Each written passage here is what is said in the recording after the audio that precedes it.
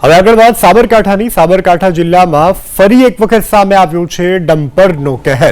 હિંમતનગરના મોતીપુરાની પાસે ડમ્પરે મહિલાને ટક્કર મારી છે। ડમ્પરની અડફેટે મહિલાનું ઘટના સ્થળ ઉપર જ કમકમાટીભર્યું મોત નીપજ્યું છે, જ્યારે અન્ય એક વ્યક્તિ ઇજાગ્રસ્ત થતા તેને તાત્કાલિક જ સારવાર માટે ખસેડવામાં આવ્યો છે।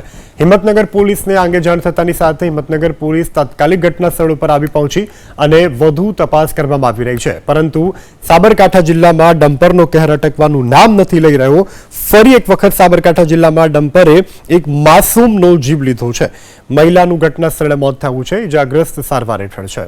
હિંમતનગરના મોતીપુરાની પાસે ડમ્પરે મહિલાને ટક્કર મારી છે। ડમ્પરની અડફેટે મહિલાનું ઘટના સ્થળ ઉપર જ કમકમાટીભર્યું મોત નીપજ્યું છે, જ્યારે અન્ય એક વ્યક્તિ ઇજાગ્રસ્ત થતા તેને તાત્કાલિક જ સારવાર માટે ખસેડવામાં આવ્યો છે।